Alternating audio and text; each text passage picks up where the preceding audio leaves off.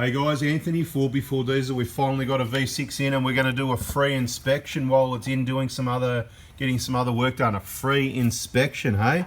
Now it's not just about the V6. This video is going to cover a whole heap of information that's completely off topic, and you're also going to see how the V6 and the diesel, it's much the same vehicle other than, you know, what's happening under the bonnet here. And you won't get to see us doing a lot of repairs on the V6 because the V6 owners can't afford to come to us because they spent all their money on petrol. Yeah, no, it's kind of joking, but kind of serious as well, right? Honestly, we just don't see a lot of V6s. We love all these engines, the Toyota engines. There's nothing wrong with the V6 other than all the regular problems it does have, as detailed pretty well. I think we mentioned those in, I've got a video called something like 1KD versus 1KZ versus 1GR versus 1GD, and I crap on a lot about all the pros and cons. Of course, we probably couldn't cover everything. The engine itself is bloody good, this V6. It is a really good engine, but it's got some pitfalls just like any other engine, and one of them is if you don't make sure the regular oil changes are done, the oil pickup can block just from contaminants in the oil from the fuel blowing past the rings. So keep it clean. That's one of your big ones, and you can't help the ones where, like in the fuel damages things that it makes contact with, like in the fuel tanks, the sender units and all that, fuel gauge problems and stuff like that, and it goes on. Things that the diesels don't have. So don't think one's cheaper to maintain or run than the other. They're about the same. This one's got spark plugs, you know, they can be a bit difficult to get into. The coils can deteriorate. Sometimes you've got to replace those. They can be expensive. And there's other components that the V6 has problems with that the diesel doesn't. The diesel, you know, the injectors wear out. It's a bit of a big cost, but it's only every something like 7 or 8 years. So over the whole time, it's not much, and it saves a lot more fuel. So it's actually cheaper to run the diesel is the fact of the matter. But we're not picking on V6s or diesels. We're just trying to keep it neutral. They're all good engines. It's just a matter of understanding the pitfalls and the problems with the petrol. I suggest, you know, this premium unleaded, it's a rip-off these days, but it's good to run some 95, not 98, you know, just something that's a bit cleaner, not the 91 where possible. If you're going through a lot of fuel, then the 91 will probably do the job, and maybe just, it might be cheaper to put some additives in the fuel tank, some cleaners for the petrol. That is, you don't need that in diesel, but you really might want that in the petrol engine because, yeah, it does help keep things clean. And there's some other different cleaners, intake engine cleaners type thing. But we're going to get this up on the hoist soon, and we're going to have a look underneath it like we do a normal vehicle inspection.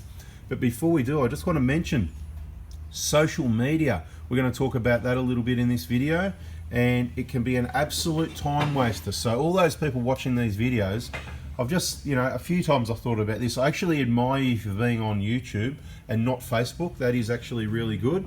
So on one perspective, you're actually missing out on being in some groups of some really awesome people and awesome information. But on the other hand, you don't have to see any of the crap, and there is a whole lot of crap in social media like Facebook, Instagram, whatever you want to call it, Twitter and crapper, and what's the other one? What's that Chinese one all the kids are on? TikTok. What a lot of rubbish, mate. You know, in my opinion, kind of stay off it or limit your time to, you know, I've got this plan of in the morning, you know, I manage a lot of groups and pages and stuff like that. So in the morning, I'm going to quickly spend about 10 minutes and go through everything, approve requests to join groups. And we've got a whole admin team that helps with that as well. And I hope everyone does about the same. And I'm pretty sure a lot of them do. They limit their time. You know, if you're having a smoke, if that's the choice you make, you might check it while you're doing that, you know, in your downtime. Do you know what I mean? But avoid going to newsfeed and just going through all the crap, because they get to learn, it's algorithms, they get to learn what you want to see and all that kind of crap, and it's a lot of crap, and it's marketing, and it's just, you're a consumer. So don't go to newsfeed and go through all that crap. Understand all those Facebook friends you've got, they put all their best photos, all their best experiences up. They don't show you the bad stuff. So don't compare yourself to them. Don't compare yourself to people. All these photos you see, oh, doesn't she or he look trim? Aren't they having a perfect life? It's all rubbish. Now, when I say it's rubbish, it's not necessarily rubbish, but they didn't put the bad stuff up. So reality is, things for them aren't as good as what it looks like on social media. So don't compare yourself. You're just going to depress yourself. You've got to get on our groups for the information. Don't go on anything else, and you manually go to those groups and pages to gather your information. Don't go on there and just go on newsfeed because they're just feeding you crap. Anyway, underneath here, this one's a 2014. It's done about 120,000 Ks, right? So it's obviously very clean. If it's had all the right services and that, which it probably has, if you're purchasing a V6, I highly recommend you're going to do things like have a look at the dipstick and see if there's a stain on there. I should have turned the light on. Here we go, the light's on. So you have a look in here, and if things look, see the colour, that's the, look, you know, this one, it's hard to show you, but I'd say, from my experience, this one looks pretty good, right? You can't beat 5,000k oil changes, so I don't think it's a diesel thing. I recommend that on any vehicle, and the petrols probably need it more than the diesel these days, because the diesels are clean. The common rail diesel, they are clean. It's because of the EGR, right? But the oil stays really clean in the diesels these days compared to what it used to, and it's got cleaners in it. The petrols, mate, the oil gets contaminated. The contamination in the oil from the fuel, it reacts on gaskets and causes oil leaks. If you want to avoid all the oil leaks on these engines, heaps of oil changes. Oil is the lifeblood. I can't, you know, tell you I haven't got the words. Can't get the words right. I don't know them, or you won't know them, one or the other, or both of us. How important it is. Oil is the lifeblood of the engine. Feed it good oil. 5,000k oil changes. It's about 5 litres of oil I'm talking about. You know, oil, you can get 5 litres on special for 30 or 40 bucks. It's small money every 5,000 Ks. Now, if you're doing 10,000 Ks every couple of months, or a lot of high Ks, then you probably need to do it less, because high Ks means less cold start cycles. Cold start cycles are your enemy. Every time the engine starts cold, and all these stop, start, and warm up cycles, running long highway Ks, it's already warmed up, full operating temperature, is your friend. Okay, so looking around this engine bay, I've been looking while I've been blah, blah, blah, blabbing on, and I can't see anything to be concerned about. It actually looks really good for a 7-year-old V6 at 120k, exactly what I'd expect to see. Let's pull the dipstick out and have a bit of a look and see what if there's a bit of a, if you see a stain on the dipstick, right? See what I mean about the colour of the oil, whatever. Oh, you got a rag there? Can you mind just quickly wiping this dipstick for me, because I didn't come equipped. If you just give that a quick wipe in position where it is there, just wipe it. Just so we can just have a look at the end of the stick. So, you know, see how it's shiny? That kind of tells us it's probably, it doesn't guarantee, but it's probably had regular oil change. If you start to see a brown or red or any sort of staining on that stick, there's a good chance, if you can put it back in, thanks mate, there's a good chance that maybe it's missed some oil changes, and they're the ones you want to avoid. You want to look at the Ks, you want to think hard, you want to look at the service book. Have you got some invoices? How long have you owned it? Are you a BS artist? You know, whatever, you know, start looking, you know, you got to start being very careful when it gets like that. You want to see some evidence. They're the ones that you would actually want an inspection, and the most important thing would be to see that oil pickup, because if the oil pickup is blocked, it could be almost the end of that engine, and maybe that's why they're selling it, because they've noticed changes in the engine. So there you go, a really important V6 video. I want to be clear, we love the V6s, but let's get it up on the hoist and see what it looks like underneath compared to a diesel. Now, this one's going to get a transmission fluid flush on it, and this is what we use. This is a Penrite multi-vehicle full synthetic ATF LV. LV stands for low viscosity, and you can see on front here, you'll see, I'll find it, Toyota WS, right? WS with a pump. That is the easy way to get it into the transmission. That's how we need it. Please don't think you've done the right thing when you went to Toyota and purchased this stuff. I don't know how much it is, but it's probably dearer, so it's probably cost you money. It's harder. I can't pick that up and pour it into your transmission. So how do we do that? Well, do we got to sit with some small pump and muck around, waste time? So it's actually costing you money if we do that. So what we do is, we've got a spare one of these, right? We kept clean, right? It's an old Penrite. We call it WS. So what we do, we pour all those into this. We've still got to swap our pump over to this container because we don't have a separate pump on this one, as you can see. But it still costs extra time. So it has cost you a little bit extra money because it's kind of wasting our time. Plus it's going to cost you more because this oil will cost you more, even though it's probably not as good as the stuff in the other container. Just spent about 10 or 15 minutes carefully opening all these lids, and you can see, firstly the lid comes off, then there's this foam underneath the lid that gets stuck on the top here. Then when you get that off, they've got a really awesome seal on it. You can see I didn't get it all off all of them, but that's and then I had to pour those into this container. So now we've got this with 16 litres, or is that what it is? 4 litres, yeah. 16 litres of WS in here, which we're going to use to flush the transmission. Okay, here we go. Underneath, all looks about the same, doesn't it? Look at this, Prado V6.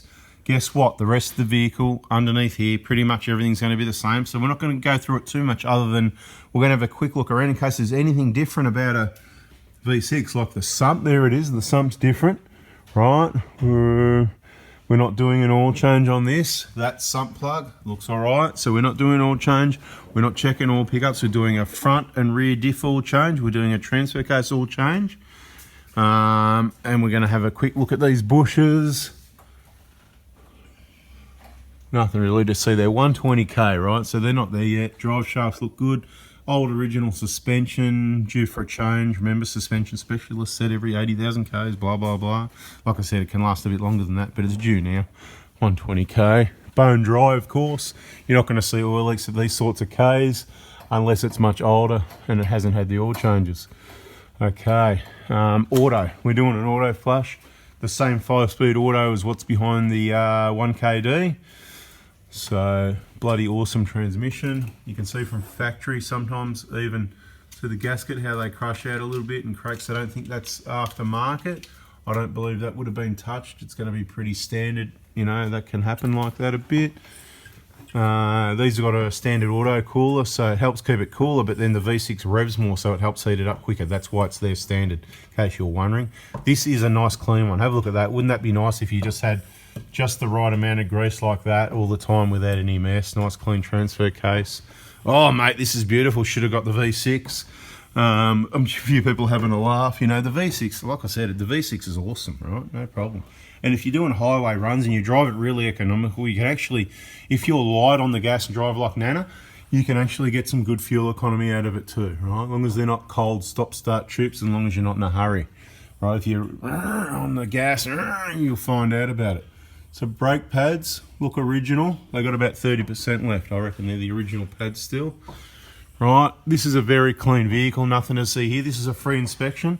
It's not part of any works. He's here for a transmission flush, front and rear diff oil. Right, see front and rear diff, we'll get to that, and the transfer case, and that's it, nothing else. But we're doing a free inspection, just having a look around in case there's anything he needs to know about, or if there's anything we can tell you guys about. Just looking at that fuel hose again, because it is a petrol, remember?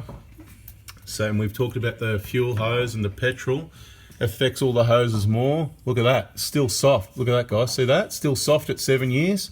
Remember, I've said in videos, don't go ahead and replace the fuel hose on the 150s. We haven't seen any of them leak yet. Now, it would be my suspicion they've actually done something to the rubber and changed it and made it better.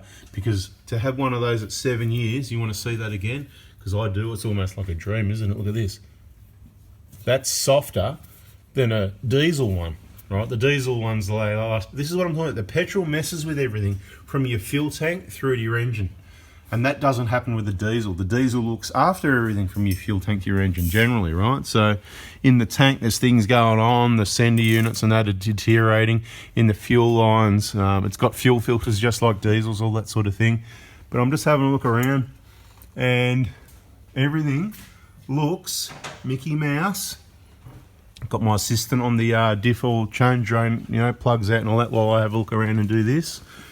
What's the drain plug like? Mate, it was all good, yeah, so we put that back there. So maybe it's had diff oil changes, maybe it hasn't. May have been done at 40 and 80. It's now at 120, we said, right?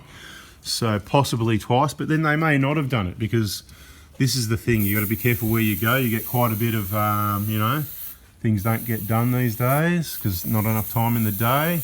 Anyway, that's enough underneath. Something else we're not happy about with some customers, and it happened to be a V6 customer.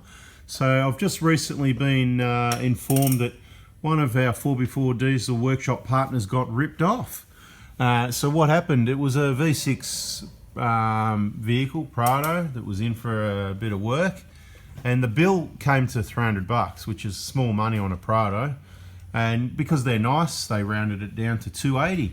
And when the customer picked up the vehicle, he said, oh, I've only got $250, take that. And that's it. So, not good. This is not how we roll.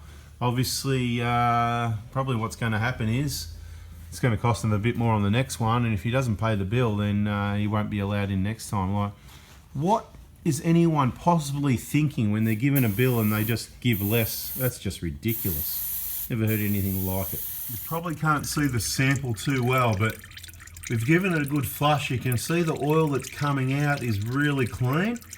That's what we like to see. I'm just going to get in there close so you can try and see that colour, right? It's not as good as new yet, but pretty darn close. Now, usually you're going to need at least 10 litres of oil. Sometimes you're going to need 15, sometimes you're going to need 20, depending how clean you want to get it. Now, I suggest any more than that 16 litres is probably a waste of oil, and you're better off not wasting that oil. Save it for your next transmission flush, because you're never going to get it all out technically. You're never going to get it all out, but you're going to get enough out to protect the transmission by having mainly good clean oil. Now, I want to be really clear with our recommendations on what oil to bring and how much to bring and all that sort of thing. Now, I've said before in videos, I haven't mentioned it for a while, I don't mind if you bring your own oils and filters and stuff like that. I actually like it, okay? It's really important to be clear here. I like you bringing your own oil and filters and stuff like that. Then you can just, you know, pay the balance for the labour sort of thing. Guess what? We don't get to make money on the parts, but I don't care. See how it works? Now, I said a number of times in videos, and I think a lot of people missed it, for service, you might want to bring your own oil filters, bring your own oil, engine oil, get it on special, whatever. You can bring your own rear fuel filters, whatever brand you like, because there's a number of different brands and options. We may only want to use genuine. That may be the most expensive option. You might not like that. We may use other brands. We might not have genuine. We might have another really good brand we like, but it's not genuine, and you might want genuine. So if you're fussy and you want to choose what filters to use, bring your own. And we're not going to charge you for them. We're just going to charge you, it's just the labour, and that's it, to fit those parts. But one thing for sure, do not bring transmission oil or diff oils unless they're in a 20 litre drum, because we have pumps as demonstrated, and we're here for efficiency and productivity. We need to get the jobs done. We haven't got time to muck around, right? For example, those 4 litre containers. What if this transmission oil was really clean and we only needed 4 litres? Because I've got to make a call. Do I put one in the container? And then I've got my assistant in the vehicle. We're here like this. I'm draining and filling the oil. He's, you know, running the engine, circulating it for me. Oh, I'm out of oil now because I only put 4 litres. But we only put 4 in case it was clean. Well, then do I guess and go, well, let's put 8. And then point is, it's inefficient. I've got to keep stopping, taking the pump out, pour more oil in the container. Do you get me? It's just a complete waste of time, costing you money and me time, inconvenience.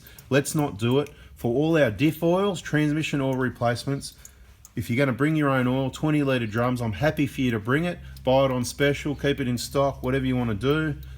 Really don't care, okay? Engine oil, 10 litre containers. Those 7 litres are perfect, but sometimes you need 7.1, 7.2. So the 7 litres are good, or the 10 litre container, no problem. We've got a 5 litre transfer container, so we can pour it in. Sometimes we pour it straight from 10. But don't buy your engine oil in a 20 litre drum, because then I've got to pump it in and it takes too long as well. I'm there pumping 7 litres of oil, another waste of time. While we're looking around here though, I did notice a little bit of, that's why you hang around. What's going on here? I see there's a little bit of something, probably just a bit of moisture out of the exhaust by the looks of it. Right. So I'd say nothing to worry about. I'll have a closer look at that off the video. Remember, it's not here for an inspection, just things we notice. And I'm here sharing information with you. I hope you like the social media information. Instagram, photos. It's basically a photo. Remember the old saying, a photo says 1,000 words? Well, that's really good. Photos do that. But when it's just a photo and there's no words and what it's your best, whatever, it's just rubbish, you know? Like, get off that social media crap. If you're going to be on something, probably Facebook's the only one. It's the only one we'll be on. We're not going to move to any new platforms for these reasons. And it's only our groups and pages. It's there to share information. We keep it clean, no swearing. It's very educational. So I think it's wise to be there, but limit your time. Don't sit there on Facebook. Don't come and join Facebook because Anthony said it's a good idea to get on his groups, and then put your whole family, all your friends, and then sit there all the time, checking on what, it's a waste of time. You want to check on them? Get on the phone, go and visit them, do a surprise visit or organise it, turn up, say good day, say how you going, go and see people, do real things, real catch-ups, get on the beers, whatever you want to do, go out for lunch, go out for dinner, go and do some activities, go camping, go fishing, get people together for real, not on this rubbish social media. Anyway, I think YouTube's awesome because generally you're just going to find awesome information. You don't have to read the comments, but you can if you like, and you don't have to get involved in the comments. Remember what they said, if you haven't got something nice to say, don't bother saying anything. Just because you don't agree doesn't mean you've got to put your 2 cents worth in either. This oil, just about finished draining. This is going to be the final fill. We're going to fill it up, set the level, and it's a bada bing, bada boom. This job will be done, including a free inspection. Right, so the job's complete. We're out here in the sunshine. We've just done a final, was mainly working under the vehicle, so under the engine bay here, didn't get washed, not part of the job. So done a final double, triple cleanup, road test, checked everything, beautiful. And I just thought I'd finish off by saying, like always, if you haven't already subscribed, turn the bell on. I hope you like the overview of the V6. If you did, please hit the like button, and we've still got a little bit more info for those that want it. On the front of the V6, you'll find a water pump and a drive belt and all the bearings and stuff like that, except on the 1KD there's basically 2 idler pulleys. On the V6 there's actually 4, okay, or 3 or 4, depends what engine I suppose, because this one, you know, I'm sort of making it up as I go. This one's got 3, but I think some of the other V6s, I'm pretty sure, they've got 4. But anyway, see these pulleys down in here? That one there, it's another one below it. Idler pulleys, we call those, there's another one there. They all have bearings in them, and because, see, what you've got to understand is there's more revs, V6 more revs, like, you know, they're rocket ships, yes. If you like to get around fast, then maybe the V6 is for you. If you are towing and you like to be fast, maybe the V6 is you. If you're happy to pay for the fuel, maybe the V6 is you. If you need to overtake, the V6 is definitely you. If you need to overtake and keep up your speed and you're in a hurry to get around. If you're in a hurry kind of person, well, maybe you need to look at some changes, but the V6 could definitely be for you. Because of the revolutions, there's more revolutions, more speed. So instead of the diesel running at, let's say, averaging 2,000 RPM, your V6 revs to 6,000 as a petrol engine. It could be more averaging around 4,000 revs, right? They just sort of rev a lot more. So you're averaging double the amount of RPM, which kind of means your bearing's going to wear out twice as fast. And when you do hit those muddy bog holes, all the mud and that sprays off the fan here, goes straight onto all these bearings type thing. And quite often these idlers, these bearings do have problems. I suggest genuine parts. And the belts dry up and deteriorate just like the diesels, but we don't see many of these, and we've been unable to source the bearing, the genuine bearing that goes in those pulleys. It was the same story on the 1KD for years. You couldn't buy the bearing, but it took a lot of work, and I found the actual proper bearings that go in there. So we've got to keep that a bit hush-hush, because I don't think one should be able to buy those bearings separately, but that's in our BFE kit on the 1KD. We've got people onto it at the moment trying to work out these ones, but it hasn't happened yet. So you just need to get your genuine belt. You probably have to buy the whole pulleys. These whole pulleys, here's the way to do it. They're about $100 each, I think, so they're not cheap, but if you think of it, you're only doing it every 150,000 Ks, not a big deal. So that's something to keep an eye on. The water pump, which is down behind there as well, behind the fan, you know what I mean? It's all connected in there, it's behind there. They leak as well, just like any other engine. So, you know, just preventive maintenance. I suggest probably when you do your coolant, maybe every 150,000 Ks is a good time to do your water pump, and you might, once the vehicle's past the first 150, you might want to do your coolant every couple of years. We recommend that on any engine. Once they're a bit older, it might be all right for the 4, 5, 6, 7, 8 years the first time, but it's no longer new materials.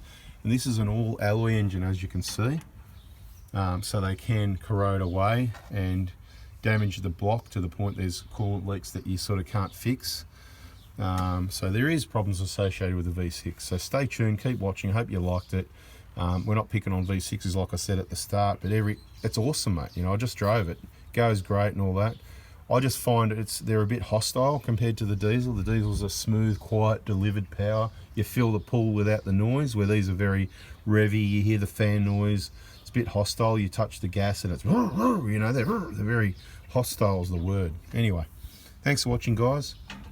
Stick with YouTube. You can get your information there. Careful what you watch though, because look, what I see on YouTube, I see a lot of really good informative channels and information, which is good. So that's probably where you should spend more of your time, and not so much on social media. Was the point of the week. We're going to talk about it in a few videos throughout the week, because there is people getting affected by too much social media garbage. There's too many social media platforms. Don't bother moving on to the next one. Stay away from the last one before we go. So that battery terminal, it's about 3mm up from the bottom. Needs to be loosened off properly here and pushed down and then tightened up again. Thanks for watching, guys. We're out of here. See ya.